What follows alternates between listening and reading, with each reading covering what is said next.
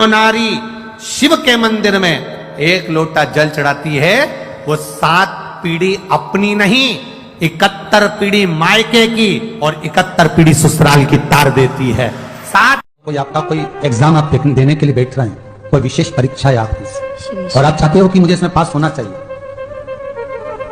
आप चाहते हो कि इस परीक्षा में मैं पास हो जाऊं और बहुत जरूरी है मेरा पास होना, मैं बहुत बार दे चुका हूं, बहुत बार दे चुकी हूं, तो प्रयास करना एग्जाम के पहले कोई सोमवार पढ़े, त्रिपुरा सुंदरी माता का नाम लेकर उत्तर की ओर मुख कर कर गन्ने का रस, शुगर का रस, गन्ने का रस, ईख का रस लेकर दोनों हाथों में कलश में भरकर नाम और गोत्र आपका बोलकर मन की कामना कर कर, जैसे कांवड़ शिव जी को चढ़ाते हैं दोनों हाथ से, उसी तरह वो गन्ने का रस से शंकर जी का अभिषेक त्रिपुरा सुंदरी के भाव से कर दीजिए महाराज। ऐसा कोई एग्जाम नहीं होगा जिसमें आप पास नहीं हो सकते, निकल ही जाओ, निकल ही जाओ।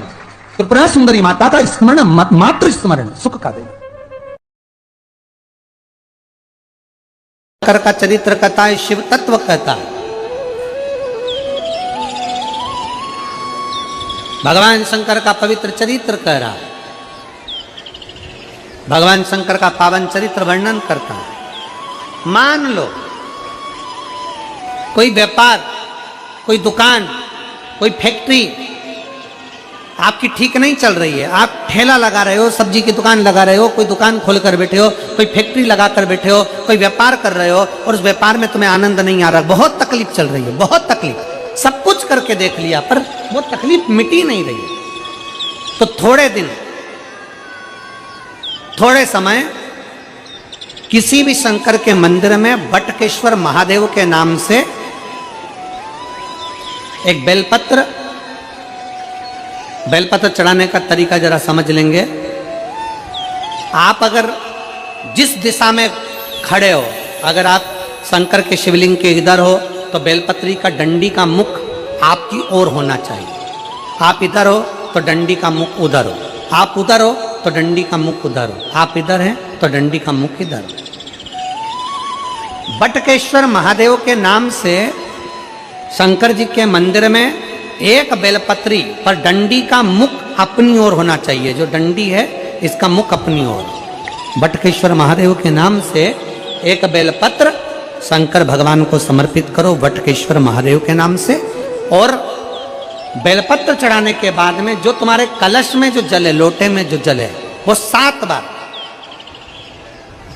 लोटे का जल 7 बार, 7 बार से मतलब है अलग से लोटा भरना नहीं है, 7 बार उसी लोटे का जल जब बेलपत्र डंडी समय समर्पित कर दें, 7 बार उस लोटे के जल को 7 बार बटकेश्वर महादेव का नाम लेकर अपनी मन की कामना कर कर बाबा से विनती करते हुए कि बाबा मेरी ये छोटी सी अर्ज स्वीकार करते, 7 बार उस जल को चढ़ाओ।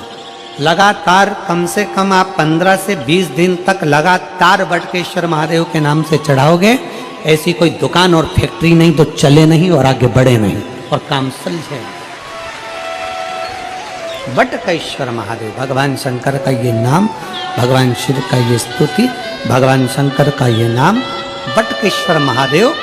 स्वयं भगवान शंकर ब्रह्मा जी का जब सिर कटकर बड़का पेड़ बन जाता है और उस पेड़ के नीचे, वृक्ष के नीचे शंकर भगवान विराजमान हो जाते हैं, शिव जी उसके नीचे विराजमान हो जाते हैं, उसी का नाम बटकेश्वर महादेव को, बटकेश्वर। श्री शिवाय नमस्तुभ्यं। जो चतुर्थी का पूजन करने वाली होती हैं, उनके भीतर का एक भाव होता है कि जैसे ही शाम का समय आए चंद्रदेव का पूजन करें, चंद्र जब प्रकट हो जाए, कलश भर लिया, उसके नीचे आखा दाना रख दिया, चावल गेहूं जो भी आप रखते हो पूजन के लिए, ऊपर पात्र आदि रख दिया, जलाशय, फिर अपन ने घी का दिया लगाकर पूजन भी कर ली। तो जो चतुर्थी का पूजन करने वाली होती है, जो चतुर्थी का नियम व्रत धारण करने वाली होती हैं, बड़ी बड़ी चतुर्थियां करती हैं या उसका नियम धारण करती हैं, तो चतुर्थी का जो पूजन करती है वो किस चीज के लिए होता है? केवल संतान, पुत्र, परिवार, हमारा कुटुंब, हम जिस कुल में हैं, हमारा कुल वैभव की ओर बढ़े, संपदा की ओर बढ़े और उसकी आयु बढ़े, उसकी आयु बढ़े, वैभव बढ़े। बहुत ध्यान दीजिएगा महाराज, चतुर्थी की पूजन में जो आप आखा दाना रखते हो, गेहूं वगैरह कुछ भी जो रखते हो, उसकी बड़ी महत्वता होती है महाराज। यहाँ तक कहा गया है, चतुर्थी की कथा तो आप लोग पढ़ते होंगे, जो लोग पढ़ते हैं उनको मालूम होगा। चतुर्थी की कथा में लिखा है, चौथ माता के व्रत में वर्णन किया गया है कि वो आखा दाना जो रखा जाता है, मान लो कोई जरूरी काम होता है तभी आखा दाना को रखा जाता है, संभाल के रखते हैं कि हम इस काम के लिए जा रहे हैं और हमारा ये कार्य सफल होना चाहिए। तो जिसने चतुर्थी का व्रत करा है, जिसने चंद्रदेव का पूजन करा, चतुर्थी का व्रत करा, वो गणेश जी से विनती करके वहां से 2-4 आखा दाना उठा ले, और जो व्यक्ति का काम अटक रहा है अपने ही घर का, पर दूसरे कुल को नहीं देना, अपने ही कुल के अंतर्गत जो काम अटक रहा है उसकी जेब में, उसके पल्लू में उस चीज को रख दिया जाए।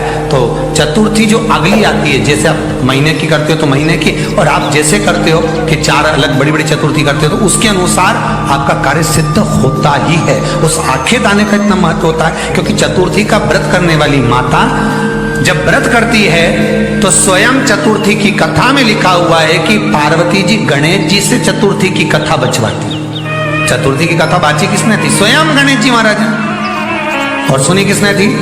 माता पार्वती। बाचने वाले गणेश जी थे, सुनने वाली माता पार्वती थी। तो चतुर्थी की कथा जब होती है तो उसको स्वयं गणेश जी बाच रहे हैं।